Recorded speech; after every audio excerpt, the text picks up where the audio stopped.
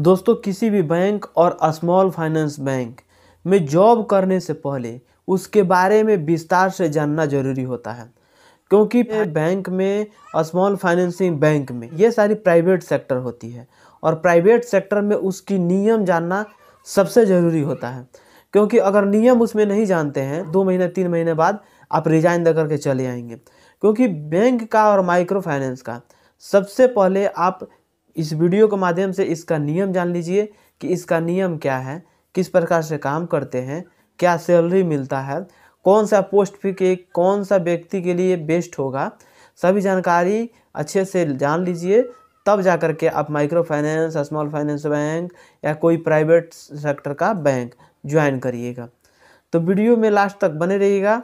अभी तक मेरे चैनल को सब्सक्राइब नहीं किया तो सब्सक्राइब कर लीजिएगा, बेल आइकन को प्रेस कर लीजिएगा ताकि सभी नोटिफिकेशन आप लोगों को मिलता रहेगा। मेरे पास 90% ऐसा कमेंट आता है टाइमिंग को लेकर के।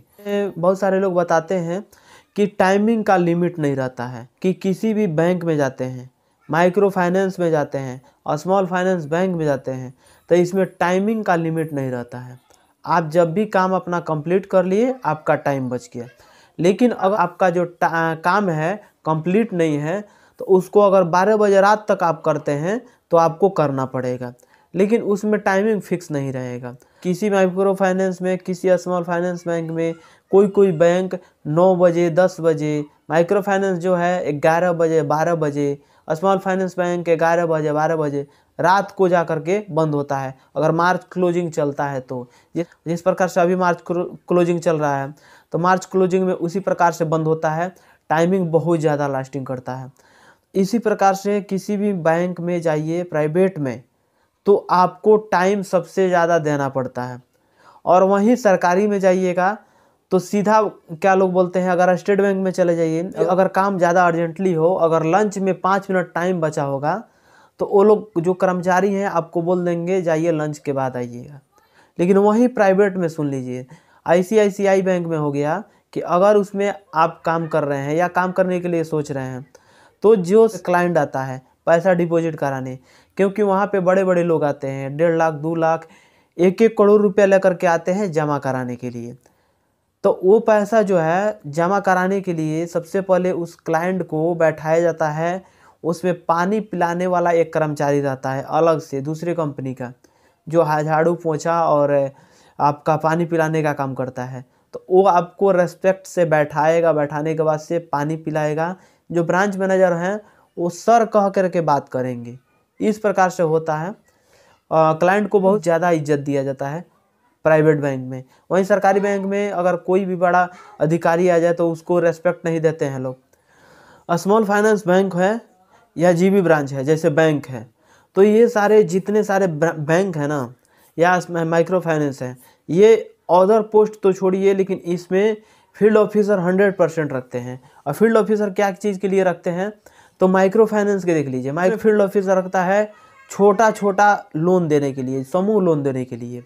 और दूसरा यहीं पे देख लीजिए ICICI जो फील्ड ऑफिसर रखता है, तो उसमें क्या करना पड़ता है, फील्ड ऑफिसर को RD FD और स्टैंडर्ड अकाउंट ओपन करा कर देना पड़ता है।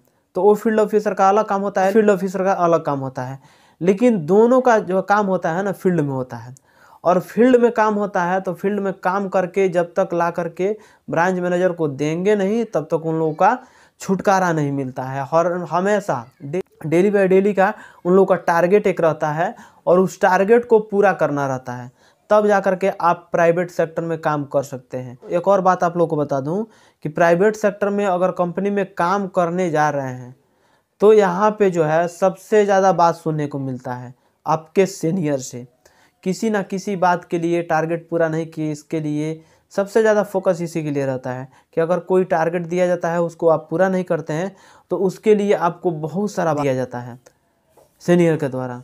किसी भी माइक्रो फाइनेंस में, स्मॉल फाइनेंस बैंक में अगर काम करने जाते हैं तो इसका एक डेट निश्चित होता है। उत्कर्ष स्मॉल फाइनेंस बैंक का हो गया कि इसका जो है सेकंड शनिवार और 4th शनिवार, ये 2 शनिवार छोड़ करके अगर फर्स्ट शनिवार और 3rd शनिवार पड़ गया तो इसमें उस शनिवार को जो है इंटरव्यू होता है। और इंटरव्यू कहाँ होता है, जहाँ पे डिवीज़न ब्रांच होता है वहाँ पे डिवीज़न ब्रांच में आपका जो है वहाँ पे इंटरव्यू होता है, इंटरव्यू देने के बाद से आपका ज्वाइनिंग हो जाता है।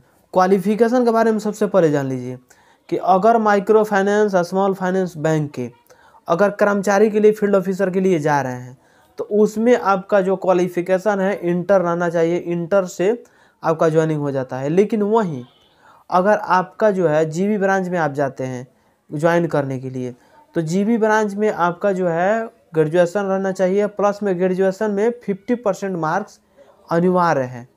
इतना सारा क्राइटेरिया आप पूरा करके जाते हैं तो आपका ज्वाइनिंग जो है निश्चित है। पहला बात बता दूं कि इंटरव्यू में किसी भी प्रकार का तैयारी नहीं किया जाता है, क्योंकि आपको जो है ना इंटरव्यू में चेक किया जाता है आप बोलने में कैसे हैं, कुछ नॉलेज है कि नहीं है। मैथमेटिक्स से रिलेटेड कुछ क्वेश्चन पूछ लिया जाता है, बाकी कुछ इसके अलावा नहीं पूछा जाता है, बस आपका ज्वाइनिंग हो जाता है। और अगर कोई भी जानकारी आपको चाहिए बैंकिंग से रिलेटेड, टैक्स से रिलेटेड, फाइनेंसिंग से रिलेटेड, जॉब से रिलेटेड, इसमें जो है जॉब पाने से रिलेटेड अगर कोई भी जानकारी चाहिए तो कमेंट बॉक्स में ज़रूर कमेंट करके बताइएगा, दोस्तों के पास शेयर कर दीजिएगा, एक लाइक कर दीजिएगा। मिलेंगे नेक्स्ट वीडियो में, आज के लिए बस इतना ही। जय हिंद।